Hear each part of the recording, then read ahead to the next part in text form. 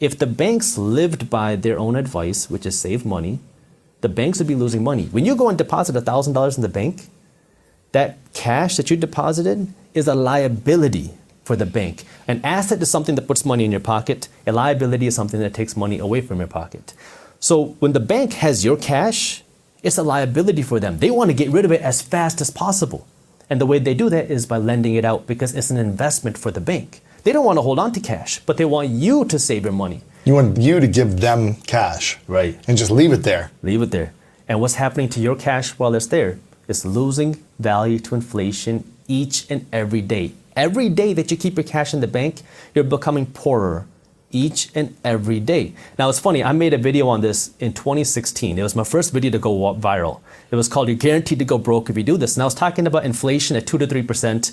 If you keep your cash in the bank, you're going broke every single day. Now here we are. 8.5%. 8.5%. Yeah. And now people are starting to realize, wow, this inflation is a real problem. And so now when you keep your cash in the bank is paying you 0.01%, maybe 0.5% if you're lucky. And they're turning around lending it for 5%, 6%. And so the bank does not want to keep that cash in savings because it's a liability for them. They want to keep you spending money on their credit card because now they'll get to earn 18 to 25% in interest every time you spend $1. Wow. Governments want you to be financially uneducated because when you're financially uneducated, guess what? You are an employee and you're a consumer. Who pays the highest taxes? Employees and consumers.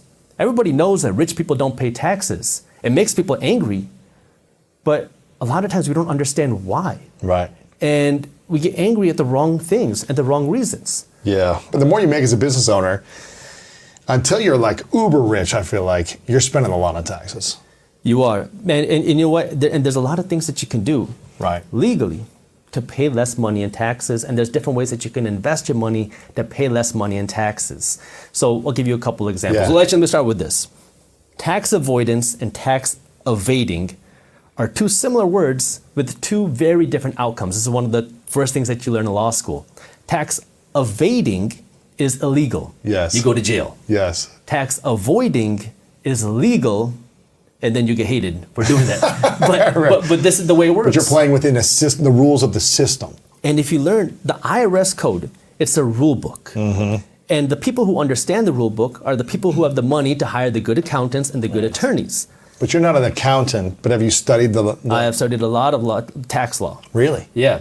And so what happens is wealthy people will understand how this works, play within that system, and pay little to no money in taxes. What are 3 things that people who are making $500,000 and above should be doing to avoid taxes better? So let's start with, I'm going to assume that you have either some sort of your own income, you're a side hustler, or you are a business owner. Yes. So if you make $500,000, let's assume that's profit. You are taxed on income. So if you take out a salary, that's going to be taxed. Now the question is, what is a tax deduction? Or the better question is, how can you make something a tax deduction? Because anything can be a tax deduction if you know how to make it a deduction. Mm-hmm. So that's the question that you have to ask yourself, because if you don't have an income, you don't have any tax. Right. So this is what wealthy people are doing.